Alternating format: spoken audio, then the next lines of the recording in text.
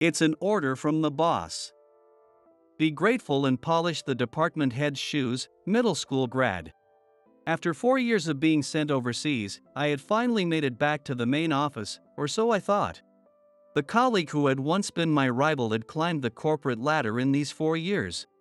And the woman who had once been my girlfriend said, "I'm with Keith now.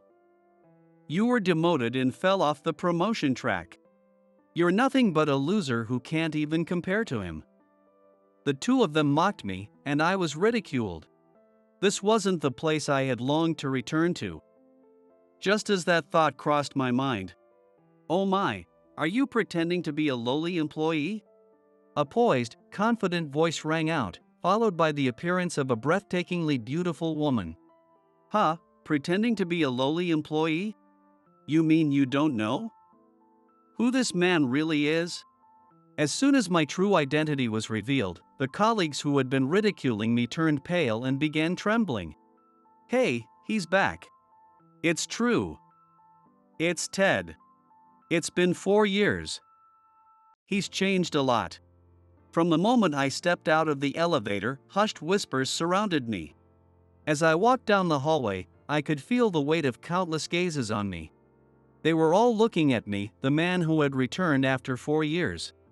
My name is Ted Nixon, a 32-year-old system engineer. After a long 4-year assignment abroad, I was finally back at the headquarters, starting today. Hey, long time no see. Looking forward to working with you again.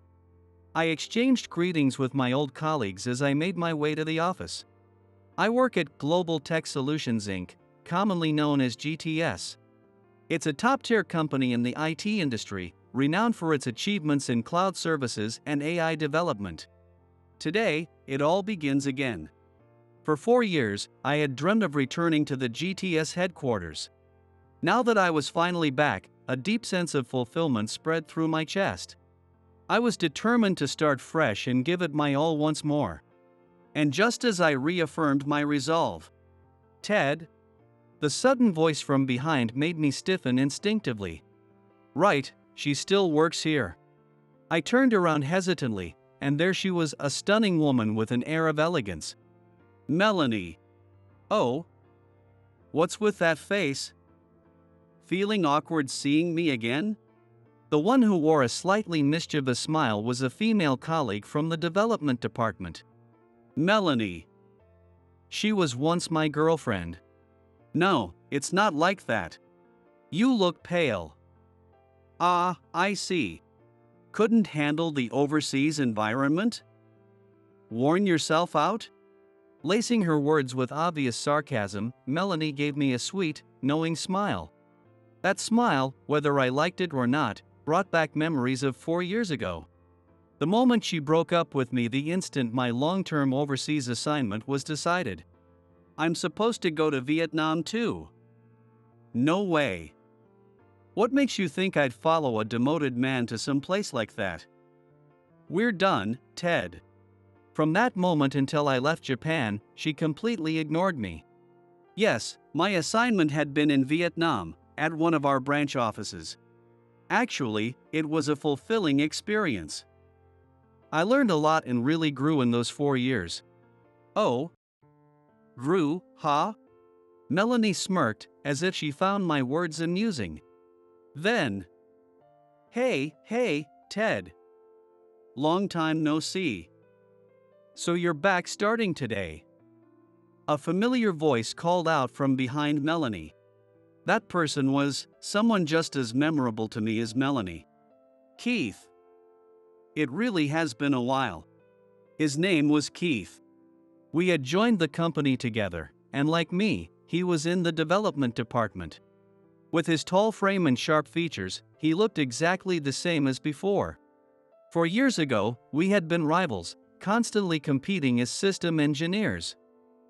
But now, hey! That's not the way you should be speaking, Ted. Melanie suddenly scolded me in a reprimanding tone. Then, acting overly familiar, she placed her hand on Keith's shoulder. "He's the head of development now. In other words, your boss." "Ah, right." I had already heard about it, even all the way in Vietnam. The fact that Keith's talent for developing groundbreaking systems was recognized, leading to his rapid promotions and ultimately making him the youngest department head in history. Meanwhile, you got dumped in Vietnam, lost your position, and you're still just a lowly employee at your age? Isn't that embarrassing? Honestly, it's humiliating that I ever dated you. Sorry? I only went out with you because I thought you were on the fast track to success. Turns out, I was right to dump you. Now, Melanie. Don't get all worked up, you're too pretty for that. As he said that, Keith casually wrapped an arm around her shoulders. Melanie didn't resist, instead, she leaned into him. They made quite the picture-perfect couple, an attractive man and woman, standing together in perfect harmony. As I watched, Melanie let out a soft, mocking laugh. As you can see, I'm with Keith now. Unlike you, he's a true rising star. He's even rumored to be in line for the CEO position. Is that so? Wow, not much of a reaction. Are you so shocked you can't even speak? Maybe he's still jet-lagged. Moving around might help clear his foggy head. With that, Keith suddenly extended his right foot in front of me. I've got a job for you, Ted. Shine my shoes. What? Why are you just standing there? A good subordinate would offer before being asked. It must be tough having such a clueless subordinate, Keith? It just means he's got a lot to learn. After all, he was exiled for 4 years. With a smirk, Keith pushed his foot forward even more. Beside him, Melanie giggled cruelly. And then, what exactly do you think you're doing here? A crisp, commanding voice rang through the hallway, instantly changing the atmosphere. When Melanie and the others turned around at the same time, there stood a breathtaking beauty. Are you? Keith was at a loss for words. Her long, silky black hair cascaded down her shoulders in elegant waves. Her features were flawless, perfectly sculpted eyes, a delicate nose, full, glossy lips, and porcelain-like skin that seemed to glow. Even the air around her felt different, as if she were in a world of her own. Employees passing through the hallway had all stopped, mesmerized. She was none other than Rebecca, the CEO's secretary. Mr. Thompson is looking for you. He'd like to speak with you before the executive meeting. Right. My apologies. I got caught up after running into an old colleague. I see. In that case, I'll explain the situation to Mr. Thompson for you. Rebecca smiled at me like a goddess, and seeing that, Keith's face twisted in shock. Ted, why are you acting so familiar with Rebecca? The most stunning woman in the company. Keith. Melanie immediately shot him a sharp glare, scolding him for complimenting Rebecca. But then, Rebecca's expression suddenly turned ice cold. Her piercing gaze locked onto Keith, freezing him in place. So, you're Keith from the development department. Tell me. Who were you talking to so casually just now? The person you were talking casually is the vice president, Mr. Nixon. Wait, what? Both Keith and Melanie fell silent in unison, their expressions frozen in shock. Vice president? A few seconds later, Melanie finally spoke. Rebecca simply said, yes, and nodded as if it were the most natural thing in the world. You mean to tell me you didn't know? About Ted's incredible achievements at our Vietnam branch? What? As a result of his outstanding contributions, he was officially appointed as vice president at the recent board meeting. What? And at the same time, Mr. Nixon has also been named the next CEO. Not a rumor, but an official decision. As soon as Rebecca clarified that, Keith turned deathly pale, his whole body trembling. When did this? Wait, is this real? Yeah. When I replied that everything she said was true. Keith fell back onto the ground with a thud. No way, This can't be real. A middle school grad becoming vice president and the next CEO. Yes, despite my new position as vice president and next CEO of GTS, I never graduated high school. To be exact, I had dropped out. Back when I was a first year, my father, the sole breadwinner of our family, fell ill. Suddenly, we couldn't even afford daily expenses, let alone my tuition. Mom, I'll work too. I can always study later. My mother had been a stay-at-home mom, so I decided to work alongside her to support our family. I took on multiple jobs, construction work at night, shifts at restaurants, barely ever resting. I wish. If things were different, I'd be. There were countless times when I envied others my age, having fun, living normal lives. Even after I managed to join this company, my lack of a high school diploma became an easy target for Keith and his elite colleagues to look down on me. But even so, while everyone else was out having fun, I spent every spare moment studying. And thanks to that, I earned both a high school diploma and a college degree through distance learning. Wait, what? I may have started behind everyone else, but I caught up and surpassed them. No matter how tough your circumstances, effort can change everything. That's something I plan to teach through my own experience. It's time to go, Mr. Nixon. Rebecca's words cut through the silence. Without a second glance, I turned my back on Keith, who sat there stunned. As I walked away, I heard Melanie whisper under her breath, "This can't be." But I had already left the past behind. I wasn't looking back, I was only focused on the future. A future where I would dedicate myself to leading this company forward. Or at least, that's what I thought. Ted. No, Mr. Nixon. As I stepped out of the company cafeteria after lunch, a voice suddenly called out from behind me. I turned around to see Melanie. Do you have a moment? Melanie stood there, her gaze lowered, avoiding eye contact. The arrogance she once carried was completely gone. She looked like a different person, only wearing the same face. I'm really sorry. What? I was so shocked I couldn't respond. Melanie was apologizing to me. Even 4 years ago, no matter what happened, she never admitted fault, never once apologized. I'm reflecting on it, on what happened the other day. And on what happened 4 years ago, too. Her voice trembled slightly. Still stunned, I asked the obvious question. Why all of a sudden? I heard people talking in the office about how you weren't demoted at all, but were personally assigned by Mr. Thompson to revive the Vietnam branch. And yet, I said such terrible things to you. Tears welled up in her eyes. At first, I had assumed she was only apologizing now because she wanted to protect herself, because I had been promoted. But seeing her tears, my certainty wavered, if only a little. Well, I never really explained the situation properly. Then again, I never had the chance before you dumped me.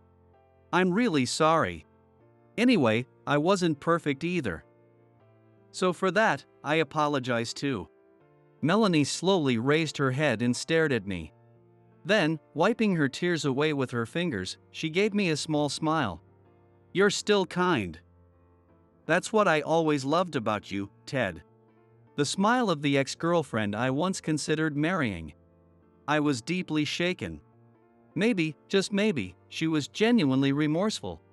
The next moment, that thought was shattered. So, why don't we start over? What?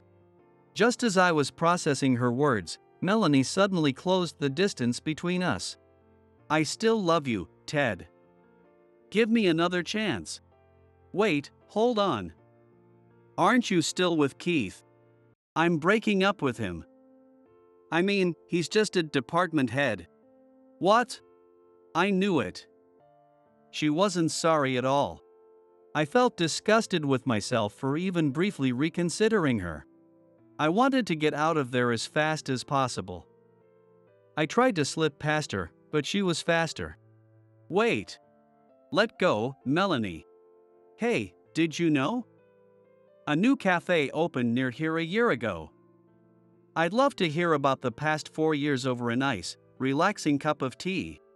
She clung to my arm, smiling sweetly. That smile, one I once loved, now only filled me with disgust. Enough already. I'm done. It was just when I tried to yank my arm away. What exactly do you think you're doing? A sharp, commanding voice rang out behind me. Ugh. Melanie flinched, her grip on my arm loosening immediately. Taking advantage of the moment, I quickly put some distance between us. I could have sworn I just saw you grabbing Mr. Nixon's arm. I didn't. You must be imagining things, humph.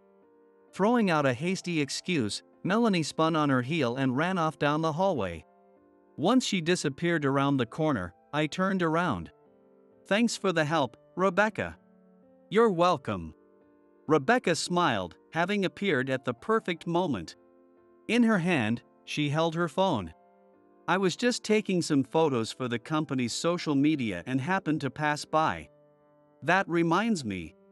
I recalled that she had once appeared on a TV program covering our company, which led to her becoming known as the stunning secretary of a top IT firm.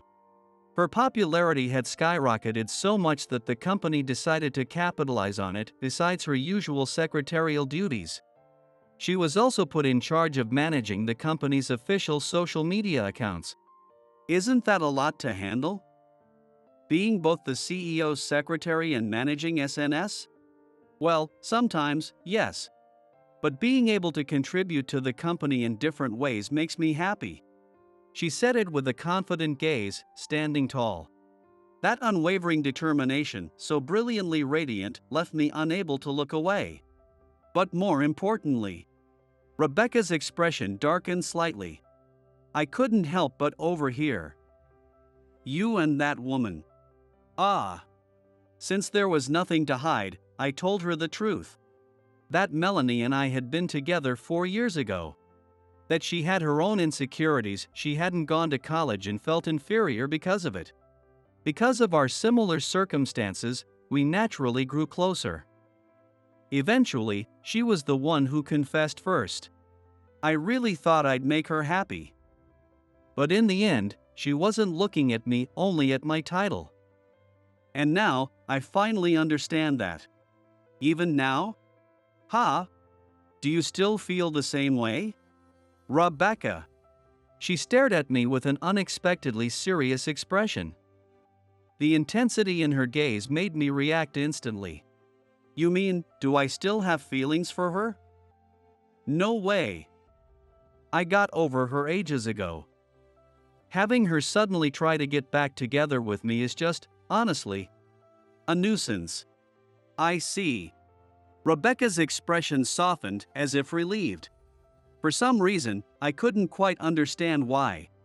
And then, out of nowhere, she smiled. That's good. Ha? That means I still have a chance, don't I? She gazed up at me with her eyes tilted upward, as if peering from below, whispering those words just for me to hear. Seeing this side of Rebecca for the first time, my heart pounded loudly. Well then, if you'll excuse me. With an elegant bow, so graceful I couldn't look away, she turned on her heel. The rhythmic sound of her heels echoed down the hallway as she disappeared from sight. Wait, what does that mean? Even after she was long gone, my heart kept racing, so much so that I couldn't move from where I stood. And then, about a month later, something happened. After returning to the office from an external appointment, I arrived at my office floor via the elevator. Then, I sensed an unusual, unsettling atmosphere different from the norm. This is bad. The usually calm and friendly office environment was now filled with tension. Colleagues passing by had stiff expressions, whispering to each other in hushed tones while moving hurriedly through the hallways. This is serious. Of all companies, it had to be ours. How far will this affect us? Our credibility is taking a massive hit. The deeper I walked into the office, the heavier the atmosphere became. I quickened my pace and headed straight to the executive meeting room at the far end of the floor. Sorry to keep you waiting. As I opened the door, I saw that Mr. Thompson and the other executives had already gathered. Everyone wore grim expressions, and the room was filled with an oppressive silence. "You're here, Ted." Mr. Thompson spoke heavily and motioned for me to take a seat. "Have you heard what happened? I only got a brief rundown over the phone on my way here, but this is a disaster." "Yeah." I couldn't believe it, our company had suffered a data breach. At Mr. Thompson's words, the other executives let out deep sighs and held their heads in their hands. Yes. Just moments ago, it was discovered that confidential company information had been leaked externally. I'll go over everything we know so far once more. After clearing his throat, Mr. Thompson began explaining in detail. A short while ago, we confirmed that confidential information regarding our new product development had been leaked online. This includes product blueprints and even our marketing strategies. No way. I held my breath. This was critical information, our company's lifeline. The consequences would be immeasurable. Not only could our competitors exploit it, but it would also deal a serious blow to our credibility.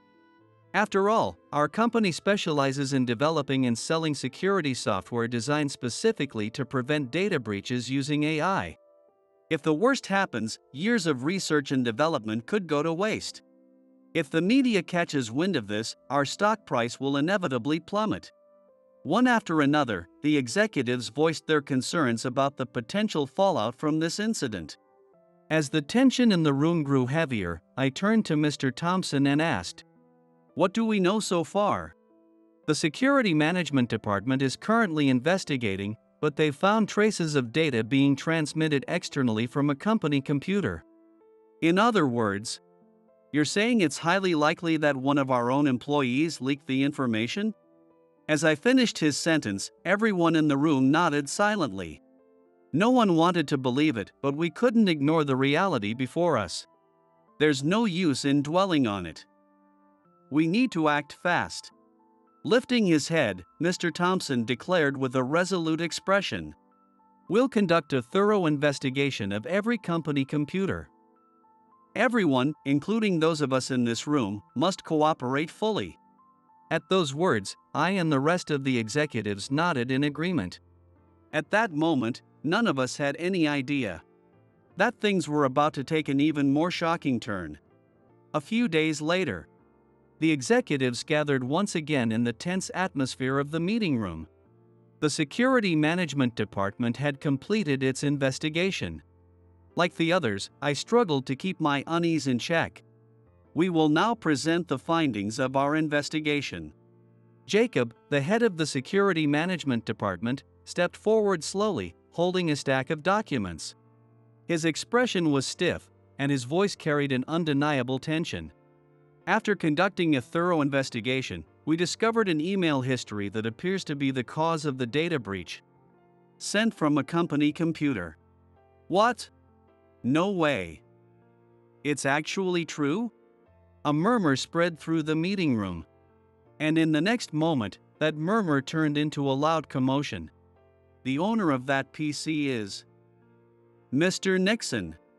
"What?" In utter shock, I pushed back my chair and shot to my feet. "What is going on?" Now, let's stay calm, Mr. Nixon." Mr. Thompson was out of the office today on a business trip. The most senior executive in the room, Henry, who was currently leading the meeting, gestured for me to sit down. "There must be some mistake." I looked around the room and pleaded with Henry and the others. There was no way I could be the one responsible for the leak. I had no memory of doing anything of the sort. However, Executive Director Lucas shot me a cold glare and spoke in a sarcastic tone. "But Mr. Nixon, they have solid evidence, don't they? Isn't that right?" "Yes." Jacob, who had been addressed, nodded stiffly, his face pale. "We confirmed that an email containing the leaked confidential information was sent from the PC assigned to Mr. Nixon. The transmission timestamp The attached file name, the recipient's email address, everything has been recorded. No way. The evidence was so overwhelming that there was no room for denial. I was so stunned that I couldn't even find the words to protest my innocence.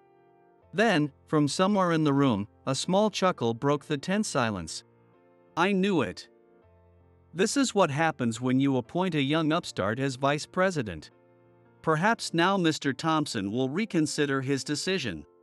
Before I realized it, every pair of eyes in the room was fixed on me. The truth was, my appointment as vice president had been controversial. Mr. Thompson had gone against strong opposition to promote me. And now, those long-held grievances were reigniting in the wake of this scandal. How about this? We leave the final decision to Mr. Thompson when he returns. But until then, Mr. Nixon should step down from his duties temporarily. What? No need to worry. We'll handle things just fine without you. At Henry's words, the other executives nodded in agreement. Then, all at once, they rose from their seats. This concludes the executive meeting. Thank you for your time, Mr. Nixon. Leaving me frozen in place, Henry and the others filed out of the room. Well. He dug his own grave. At least I won't have to speak politely to some kid 20 years my junior anymore. Feels good. Their chuckles and whispered comments reached my ears as they walked away. And then, silence. In the now empty meeting room, I clenched my fists tightly. How did it come to this? Within 3 days, the rumors had spread throughout the company.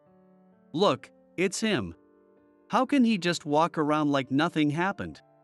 As I walked through the halls, I could feel the piercing stares of my colleagues. They glared, pointed, and whispered among themselves. In their eyes, I was already the guilty party, shunned by the entire company. And yet, I quietly continued wiping down the office windows, one by one. Phew. All right, that's another one done. Satisfied with the spotless window, I wiped the sweat from my forehead. And that's when it happened. What are you doing? Ha? I turned around to see Rebecca standing there. She had her usual gentle smile but tilted her head curiously. Oh, Rebecca. I let out a wry smile and held up the rag in my hand. As you can see, I'm cleaning the windows. I don't exactly have anything else to do right now. Ted. At my words, Rebecca's expression clouded over. She must have already heard the rumors. She knew that Henry and the others had stripped me of all my vice presidential duties. Actually, I spoke, feeling a sense of nostalgia.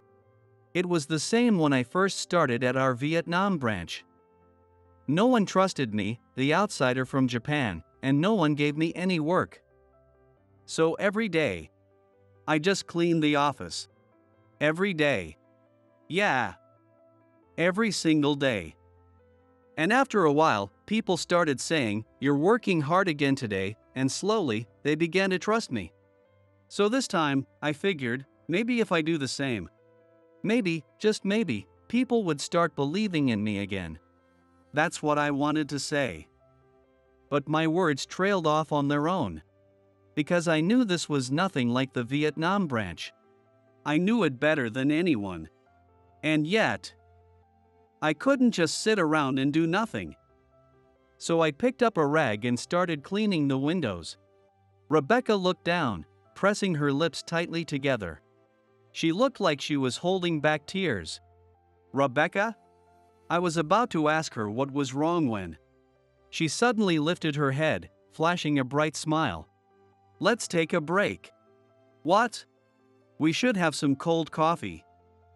I'll go buy some. Before I could respond, she dashed off toward the nearby vending machine. She quickly bought a can of coffee and walked back toward me, holding it out. Here, Ted. Ha! I believe in you. A wave of heat rose to my eyes. While everyone else had turned their backs on me, she alone. She was the only one who still said she believed in me. Thank you. But Rebecca, why? That's obvious. because I'm. Her words suddenly stopped. She must have noticed it too, the sound of footsteps approaching, accompanied by a voice dripping with malice. Well, if it isn't Mr. Nixon. I hear you've taken up window cleaning? My, how the mighty have fallen. When we turned around at the same time, there stood Keith and Melanie. Smirks of mischief spread across their faces. So, you're finally getting fired as vice president, Ted. The word is that Mr. Thompson has already made the decision. Keith's words almost made me lose my composure for a moment. But I told myself, stay calm, and lifted my head straight up. It's not decided yet. The truth will come to light. Oh, come on, you're still saying that. Melanie burst out laughing. Then, Keith spoke in a mocking tone. Words that made my anger boil instantly. The only reason you achieved results in Vietnam was probably because you were cheating, just like now. He had no idea what those 4 years were like for me, struggling in a place where I could barely communicate. Just as I was about to shout, "You don't know anything!" Before I could, Rebecca raised her voice. Take that back. Ted is not that kind of person. Her sharp voice echoed through the hallway, louder than I had ever heard before. Clenching both fists tightly, she stepped in front of me, shielding me from Keith. The anger radiating from her was almost tangible. Take it back, Keith. What? Whoa, why are you getting so mad, Rebecca? Over a guy like him? A guy like him. Rebecca's voice grew lower, colder. The sheer intensity, even from behind, made Keith let out a small ugh and shrink back. Then suddenly, Melanie moved. You little. Ha! It all happened in an instant, too fast to stop. Melanie grabbed the half-empty can of coffee from my hand. And before I could react, she raised it above Rebecca's head, and by the time Rebecca screamed, it was already too late. The coffee had been dumped all over her head. Rebecca! This girl is in on it with Ted. Just because she's a little pretty, she gets all this attention and acts all high and mighty. Who knows what she's doing behind the scenes? Melanie, you are. Rebecca stood there, frozen, coffee dripping from her hair. Seeing her like that, a quiet but intense fury rose within me. If it were just me, I could let it slide, but dragging her into this? Unforgivable. What? Are you seriously defending her? What do you even know about Rebecca? I stepped forward, locking eyes with Melanie. You have no idea how talented Rebecca is or how much effort she puts in. Ha! As Melanie stood there, stunned, I began to speak. I told her about the Rebecca I knew. Rebecca comes to the office earlier than anyone else and works later than everyone. Ted. I heard her whisper softly behind me. But I didn't stop. She flawlessly manages Mr. Thompson's strict schedule, handles complex tasks that require incredible attention to detail, and does it all perfectly. And that's not all. She also runs the company's official social media accounts and has significantly boosted our brand's visibility. Despite that, jealous people sometimes send her cruel, personal messages. I could sense the sharp intake of breath. As if to say, you knew? But even then, she never let it break her spirit. She never once thought of hurting anyone in return. She simply kept doing her job with integrity. That is who she is. Do you understand now, Melanie? What? Melanie's mouth opened and closed, but no words came out. She looked completely lost for a response. At that moment, the corporate announcement system echoed through the hallway. Mr. Nixon, please report to the president's office immediately. Well, that settles it, Ted. Looks like you're officially fired. In the end, you could never beat someone like me. A guy who graduated from a proper university. Keith's smug voice trailed behind me, but I didn't even bother to turn around. Instead, I handed Rebecca a handkerchief and walked toward Mr. Thompson's office. The moment I opened the door, a heavy atmosphere enveloped me. Mr. Thompson sat in his leather chair, his piercing gaze locked onto me. I've heard everything from Henry and the others. Yes. I instinctively straightened my back and swallowed hard.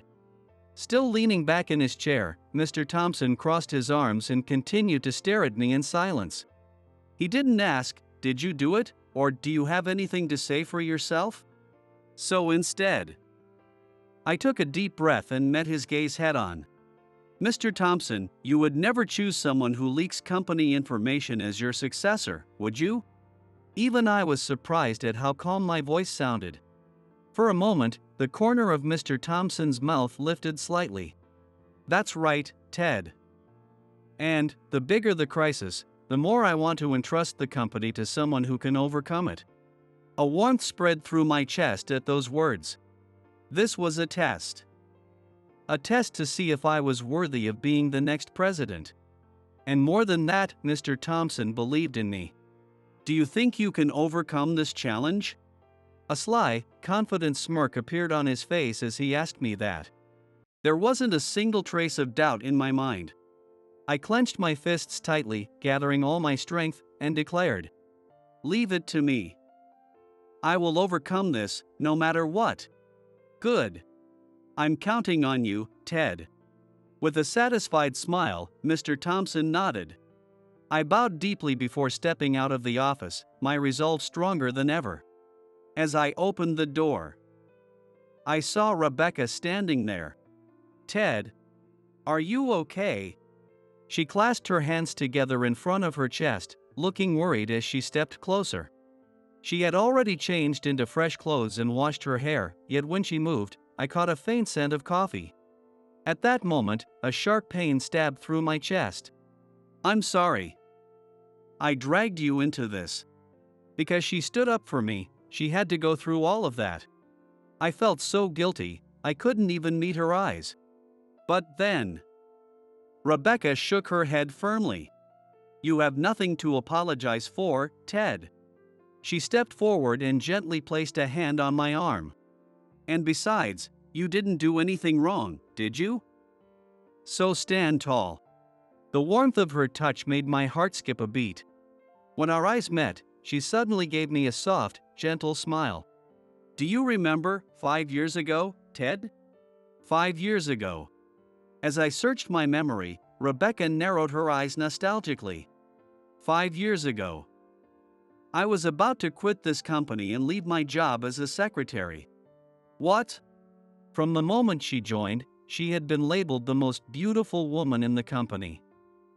Maybe because of that, jealousy followed her everywhere. No matter how hard she worked, no matter how seriously she approached her job, people would always dismiss her efforts with comments like, "Must be nice to have an easy ride just because you're pretty." Never being recognized for anything beyond her looks had weighed on her. And finally, at one point, she reached her breaking point. The job I had always admired, being a secretary. But I found myself thinking maybe I should just throw it all away. That was the moment. The one who gave me the strength to stand up again was you, Ted. Me? You were in the president's office that day. Do you remember? Oh. And then it all came back to me. I had been summoned to Mr. Thompson's office about a system we were developing at the time. As I made my way there. Oh. I'm so sorry. I had turned a corner without noticing someone coming from the opposite direction, colliding straight into them. The documents they had been carrying scattered across the floor. Don't worry about it. Just go on your way. A firm voice, cold and expressionless, stopped me from helping pick them up. It was Rebecca, the company's renowned beauty and the president's secretary. Even as she swiftly gathered the papers with a refined grace, I couldn't help but be impressed. Then, I noticed something at my feet, a small, worn-out notebook. I picked it up and held it out to her. Here. This is yours, right? Yes. Thank you. And by the way, do you remember what you said to me next, Ted? Yeah. You looked at my old, tattered notebook, the one I always used, and said, that's a great notebook you have." A notebook that carried the weight of her dedication. It had been nothing more than an offhand remark, an honest thought I had voiced in the moment. But it was those words that lifted Rebecca back up. I thought, maybe I should try a little longer. Make sure I do enough that this notebook, the one he praised, wouldn't be something to be ashamed of. And I could do that because of you, Ted. As she spoke, Rebecca reached into her suit pocket and pulled out that very notebook. Now even more worn, even more tattered. A testament to her years of relentless effort. And today, you helped me again. Just like back then. When you said I was doing my job with integrity, it made me just as happy. If anything, I should be the one thanking you. No. Rebecca shook her head with a gentle smile. I'm the president's secretary. Her tone was firm, her gaze unwavering. The way she spoke so firmly left me unintentionally mesmerized.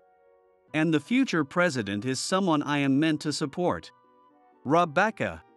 And also. Rebecca hesitated for a moment, pausing mid-sentence. She lowered her gaze for just a second, then looked up at me, her cheeks slightly flushed. I just wanted to protect the person I love. What? I told you before, didn't I? That I wondered if I had a chance to. Oh. So that's what she meant back then. As I stood there, stunned into silence, Rebecca's cheeks grew even redder. Ted. I like you. Ever since you picked up my notebook that day, I wanted to become someone who could stand beside you. That's why I've been working so hard for the past 4 years, not just in my job, but on improving myself too. Now that she mentioned it, she had become even more beautiful than she was back then. So dazzling that I couldn't look away. It felt like we had been staring at each other for a long time. Think about it, okay? I won't let personal feelings interfere with my work. Even if my feelings aren't returned, I'll still support you, Ted. Rebecca smiled gently, and I snapped back to reality. By then, she had already turned her back to me, raising her hand to knock on the president's office door. Rebecca! She turned around at my call. What is it? She asked with a soft expression, making my heart race. I have a favor to ask. Will you help me? The next day, emergency board meeting. Excuse me. As I stepped into the conference room, all the board members, including Henry, were already seated. All eyes were on me, and I could hear faint chuckles from around the room. It was clear that everyone assumed this emergency meeting had been called because Mr. Thompson had finally decided on my dismissal. You're late. Ignoring their reactions, I took my seat with unwavering composure. Let's begin the meeting. Following Mr. Thompson's opening remark, Henry raised one hand. Mr. Thompson, let's get to the point. Regarding Mr. Nixon's dismissal. No, Henry. That's not what this meeting is about. I stood up quietly, cutting him off mid-sentence. What? Henry frowned in confusion. The room buzzed with murmurs. This meeting was not called to decide my punishment. Everyone gasps in shock and says, "What?" Taking a deep breath, I spoke firmly. The truth about the information leak has been uncovered. And I'm here to tell you all who the real culprit is. Silence. Then laughter erupted across the room. What nonsense is this? All the evidence points to you, Ted. Yeah, just admit it already. You're still young, you can always start over somewhere else. Led by Henry, the others mocked me, throwing out their taunts. But I didn't flinch. I remained silent, scanning their faces as I waited for the laughter to die down.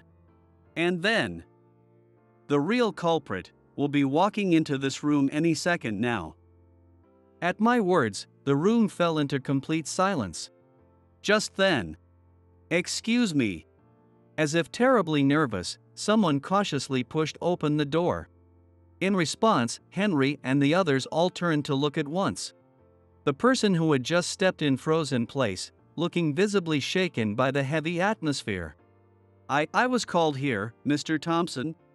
Trembling with uncertainty, Keith took a step into the room. Without hesitation, I pointed directly at him.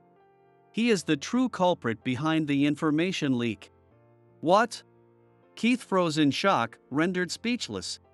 The conference room instantly erupted in chaos. "What nonsense is this? Even now, you're still making baseless accusations? He's the head of the development department. This isn't a joke, Ted." Henry and the others hurled accusations at me, directing all their outrage toward me. Regaining his composure, Keith stormed toward me with a furious expression. "Cut the crap. Are you seriously trying to pin this on me? I only came here because Mr. Thompson called me." His eyes burned with rage, but deep within them, I could see something else. A flicker of panic. "I have proof." Even as he grabbed me by the collar, I remained completely calm. "I found evidence that you framed me." "Impossible." Keith spat, his voice shaking with desperation. "There's no way." I erased everything.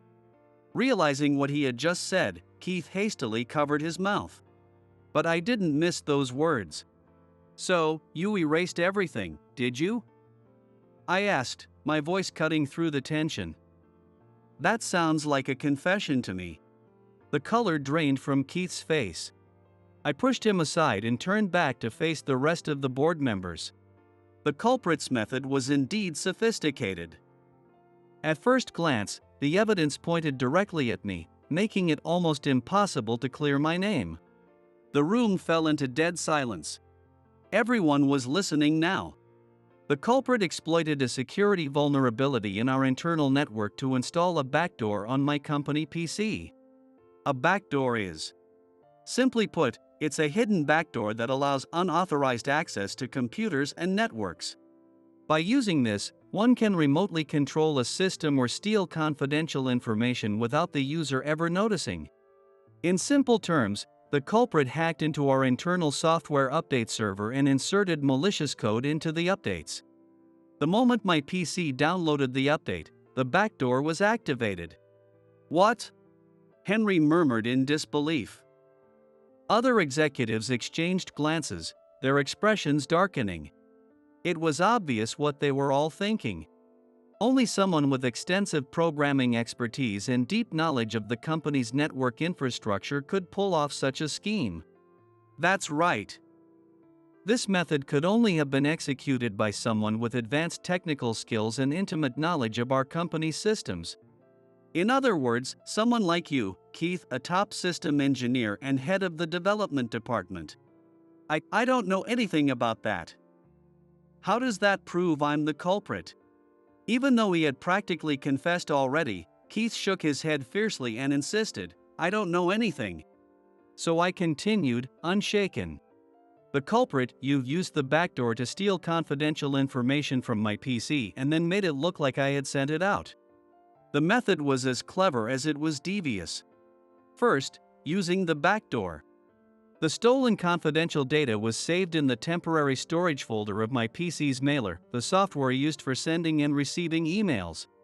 Then, using my email account credentials, the backdoor was used to connect to the mail server. Posing as me, an email was created with the confidential file attached and sent to an external address. The even more malicious part was how you manipulated the email's transmission records. You even temporarily adjusted the clock on my PC to make it look as if I had sent the email while I was in the office. And you left a copy of the email in the sent folder." Keith's face was no longer just pale, it was completely drained of all color.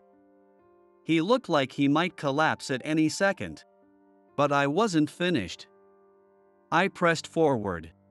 "If you check the standard security logs, it would look as if I had intentionally leaked the confidential information. The email left in the sent folder, the server logs, the timestamp records, everything points to it perfectly. If someone were to conduct a normal investigation, it wouldn't be surprising if they concluded that I was the culprit." "What?" Keith, who had been staring at the ground, slowly lifted his head, realizing the implication in my words. Even if I were the one conducting the security investigation, I would have concluded that I was the culprit. If I hadn't gone to Vietnam. The anomaly detection system. What? Keith's eyes widened in shock at my words. Separate from the standard security logs, this system records everything happening on a PC. If it detects suspicious behavior, the AI automatically backs up the data to a separate server. Wait, hold on, Ted. The traces of you hacking into my PC, the records of you faking an email transmission, all of it was backed up by the AI. And I opened my laptop and projected the screen onto the conference room display. There, in clear detail for everyone to see, was the undeniable proof of Keith's actions. The backdoor you used left an IP address trace. The AI tracked it back to your own company-issued PC. The Security Management Department has already confirmed it. How do you explain why your computer left evidence of unauthorized access to mine? Keith? This can't be happening. With a dull thud, Keith collapsed to his knees. The entire room fell into a stunned silence. Then, breaking the tension, Henry slowly raised his hand. Wait a minute, Ted. A security system that advanced. Even in our company, which specializes in AI, such technology doesn't exist. If it really does, it would be an incredible invention. Who developed it? At Henry's words, the other executives also nodded hurriedly. I shook my head and answered calmly. I developed it. Did you? Still kneeling, Keith looked up at me, his face contorted in disbelief. Henry and the others wore similar expressions. I met Keith's gaze and nodded. Yes. This system was developed at our Vietnam branch. What? You already know, Keith, Vietnam's IT sector is experiencing rapid growth. In particular, the AI field is expanding at an unprecedented rate. And the country is rich with talented engineers.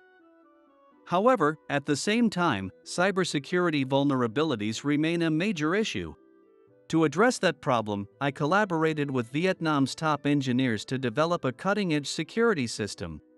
By combining their outstanding technology and creativity with the meticulousness unique to Japan, we achieved the ability to detect sophisticated unauthorized access that conventional systems could never catch. In short, we built a revolutionary AI-powered anomaly detection system, one that didn't exist before. 4 years ago, our Vietnam branch was struggling with several serious issues: lack of coordination among staff, falling behind competitors in technology, and poor understanding of market demands. You all remember that, don't you? Finally, Mr. Thompson, who had remained silent up until now, spoke. He turned to the executives and revealed why I was chosen to go to Vietnam. We needed someone who could turn that situation around. And the person we selected was none other than our most talented engineer, Mr. Nixon. Mr. Thompson's gaze turned to me. Nodding toward him, I recalled the past 4 years in my mind. To overcome the language barrier, I intensively studied Vietnamese before even stepping foot in the country. I also conducted thorough research on Vietnam's IT landscape to ensure I was prepared. And once I arrived at the branch, I didn't just sit behind a desk, I actively engaged with the team. Even doing things like cleaning the office myself to build trust with the engineers. It was an incredibly tough journey, but even though we spoke different languages and came from different cultures, we shared one common language: programming. Through hands-on work and mutual recognition of skills, I was gradually accepted as part of the team. He not only helped unlock the potential of Vietnam's top engineers but also successfully developed an AI-driven cybersecurity system. And using that system, he laid the foundation for a brand new business sector within our company. Mr. Thompson's words sent ripples of shock through the room. Then, Henry hesitantly spoke up. Mr. Thompson, are you saying this is related to the security consulting division? Exactly, Henry. When Mr. Thompson nodded, Henry turned pale and muttered, "What?" That initiative had made waves at headquarters in Japan when it was first launched. The cybersecurity market in Vietnam was booming, and our company's security consulting service quickly gained attention across the entire Asian region. As a result, our Vietnam branch's revenue grew fivefold in just 3 years, significantly strengthening our company's standing in the Asian market. It is now our primary innovation hub and a key driver in our global expansion. And the person responsible for that success is standing right here, Mr. Nixon. Mr. Thompson scanned the faces of the executives, his expression filled with satisfaction. With a voice full of authority, Mr. Thompson declared, "Ted's efforts and achievements have transformed the future of this company. That is why I appointed him as vice president and my successor." Does anyone still have objections to this decision? Not a single word was spoken. Henry and the others sat frozen in silence, while Keith remained on the floor, unable to stand, his mouth opening and closing wordlessly. Then, with that, this meeting is adjourned. Just as Mr. Thompson was about to wrap up the meeting, it happened. Suddenly, the door burst open, and a figure rushed into the room. "Wait!" A sharp voice rang out as a figure stormed into the room. It was Melanie. "I have something to expose about Mr. Nixon." "Expose?" "Yes, Mr. Thompson. He tried to force me into getting back together with him." Gasps rippled through the conference room. Gasps of surprise rose from Henry and the others, while Keith stared at her with a bewildered expression. It seemed that even Keith hadn't expected this move. "Ted, no, Mr. Nixon." "Is this true?" "This is hard to believe, but if it were a lie, she wouldn't be so confident." Voices of doubt and confusion filled the room. Covering her face with her hands, Melanie dramatically raised her voice. "I was terrified. He said, 'If you don't get back together with me, I'll use my power as vice president to have you transferred overseas.' I had no choice but to obey." A heavy silence fell over the room, and then, all eyes turned to me. Only Mr. Thompson remained composed, arms crossed, watching me closely. "How do you plan to handle this situation?" And then, "That's a lie." A sharp voice rang out through the chaotic conference room. "You must be." Melanie's eyes widened in shock as she spun around to face the entrance. Standing there, heels clicking against the floor, was, "Sorry for the wait, Ted. Perfect timing, Rebecca. You did great." I exchanged a knowing look with Rebecca before scanning the room. The truth is, I anticipated this exact situation. "Ha?" Melanie blinked in confusion, her mouth slightly open. I turned to my laptop, adjusted the volume to maximum, and announced, "Everyone, please listen to this." Then, I pressed play. A loud burst of static noise filled the room. Then, as it gradually faded, a woman's voice rang out. "So, why don't we give it another try?" Eh? When I looked at Melanie, she was staring right back at me. Her face clearly said, "Why? I still love you, Ted. Please give me another chance. I'm breaking up with him. A department head is nothing compared to you." "What is this?" Melanie's face drained of color as she stumbled backward. This can't be happening." Even Mr. Thompson, usually unshaken, muttered in surprise. The entire room was left in stunned silence before a sudden burst of murmurs spread through the conference room. "Now, Mr. Thompson, do you understand?" I asked, my voice calm but firm. Which one of us was really forcing the other to get back together? But it's exactly as you heard." I nodded to Mr. Thompson and began revealing the truth. How was I able to secure precise evidence of Melanie pressuring me to get back together? The answer was, it was thanks to Rebecca. Oh, I remembered that she had been recording videos around the office for official company social media content. I had a hunch, perhaps her phone had picked up our conversation in the background. That hunch turned out to be correct, though not perfectly. Her phone had recorded the conversation, but the voices were so faint that even at maximum volume, they were nearly impossible to distinguish. That's when back in Vietnam, during my free time, I developed a program as a personal project. It enhances even the faintest sound waves using AI-powered frequency analysis, making them audible to the human ear. I believe this technology could also be useful for internal security and fraud prevention. What do you think? Ha! That's fascinating. I'll consider implementing it. When Mr. Thompson flashed a sharp grin, gasps of admiration rose from Henry and the others, while Melanie staggered backward. This isn't fair. Glancing at that from the corner of my eye, I continue, and then. Also, Mr. Thompson, thank you for allowing me to have Rebecca assist me. Because I had her keep an eye on Melanie's movements, I was able to remain composed and handle this situation smoothly. In truth, just moments before Melanie barged into the conference room, I had received a message from Rebecca. Melanie is on her way to you right now. That's why, without any panic, I was able to turn the tables on Melanie with the evidence I had prepared just in case something like this happened. This can't be happening. Just like Keith, Melanie collapsed to her knees in utter defeat. And with the words Mr. Thompson uttered, the two of them slumped their shoulders at the same time. You two stay behind after everyone else leaves. We will discuss your punishments. And after Henry and the others left the conference room, Mr. Thompson smiled and placed a hand on my shoulder. Ted, you handled this crisis brilliantly. Thank you, Mr. Thompson. But it was only because of Rebecca's help. I couldn't have done it alone. That's another important quality of a leader, knowing when to rely on others. You've learned something valuable today.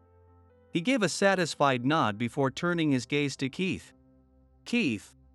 The way he spoke his name was stern, but there was also sadness in his tone. This is disappointing. I had my eye on both you and Ted ever since you joined this company. I saw the potential in both of you. And I had planned to entrust the future of this company to you. Keith sucked in a sharp breath, his face twisting in shock. Mr. Thompson exhaled deeply before continuing. Ted developed his engineering skills through adversity and has the ability to navigate any crisis. Keith, you had a natural charisma that drew people in. My plan was to make one of you the next president and the other the vice president. Believing that your rivalry would drive the company to even greater heights, until recently. Disappointing. When Mr. Thompsoni repeated it, Keith's face twisted as he murmured, "No way." Then suddenly, he dropped to his knees at Mr. Thompson's feet and shouted, "But, Mr. Thompson, I have dedicated myself entirely to this company.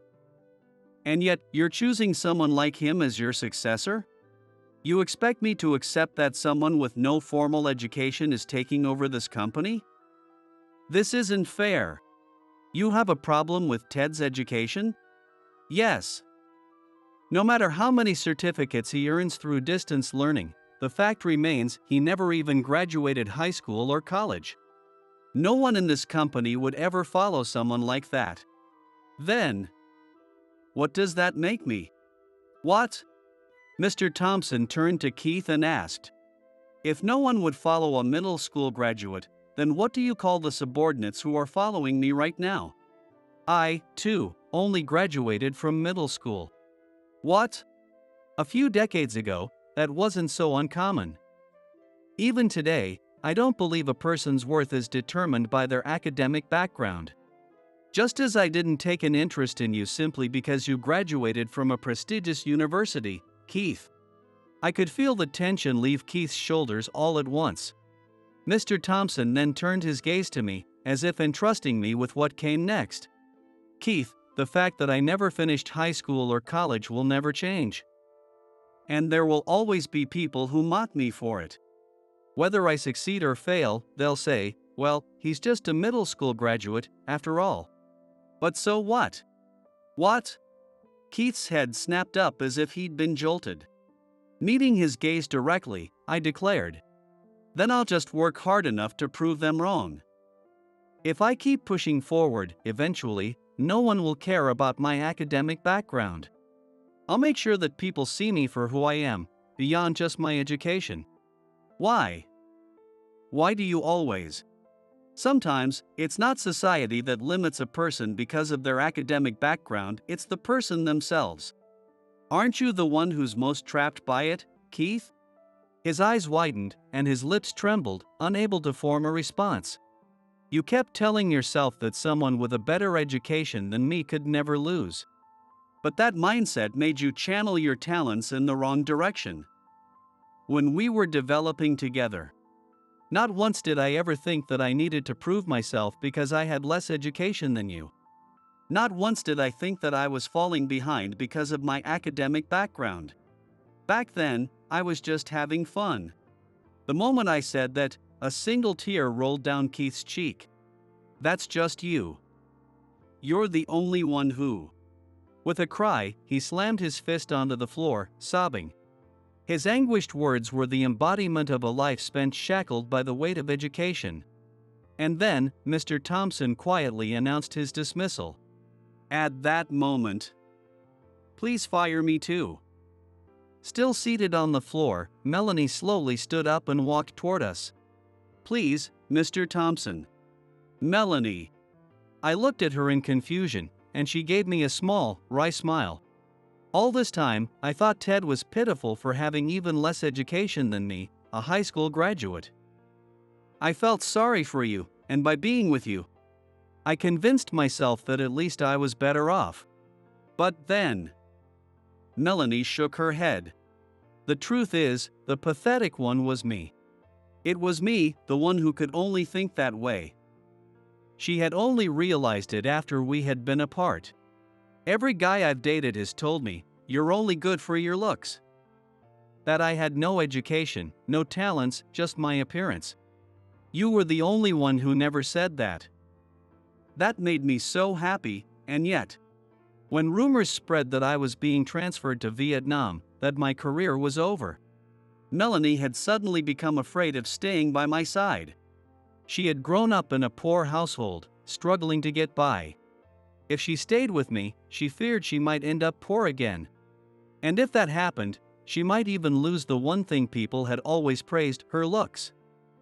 That fear had driven her to leave me. And yet, for 4 years, I felt so empty.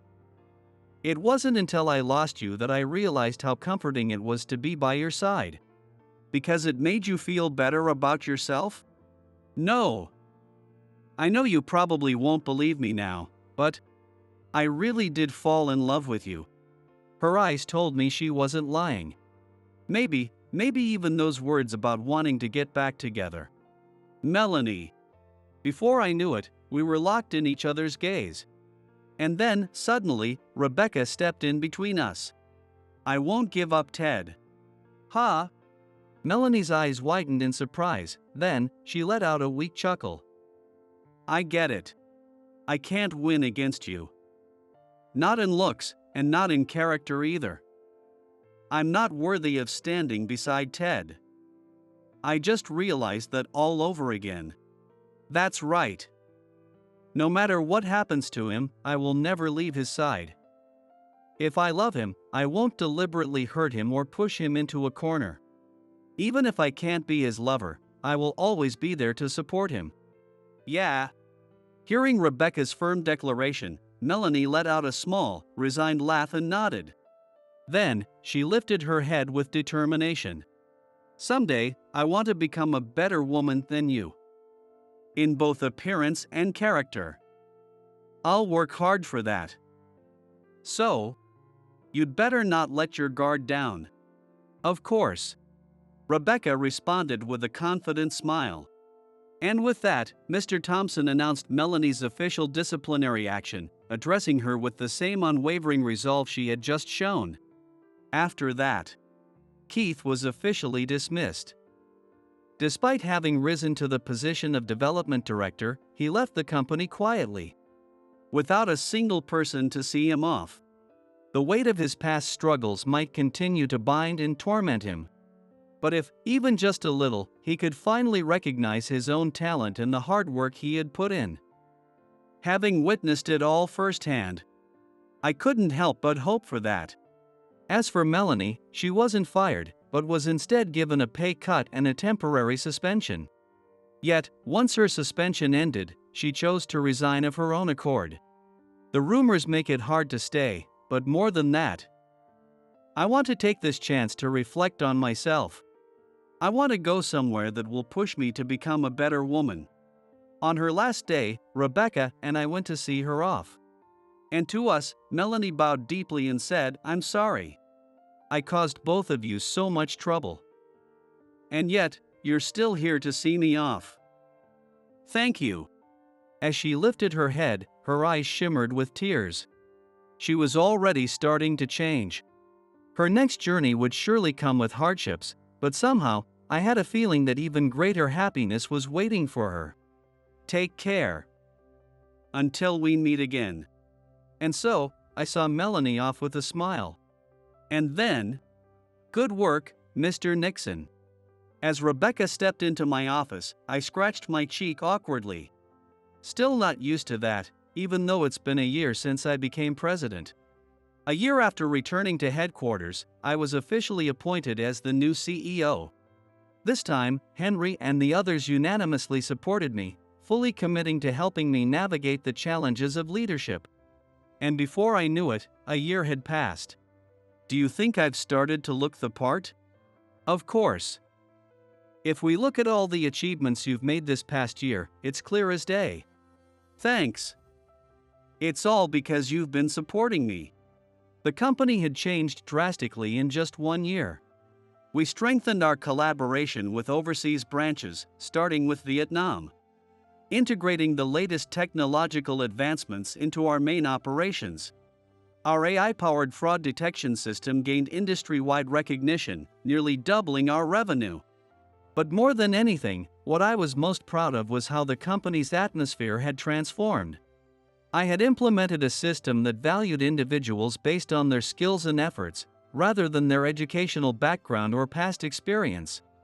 As a result, we began attracting talented people from diverse backgrounds, bringing new energy to the company.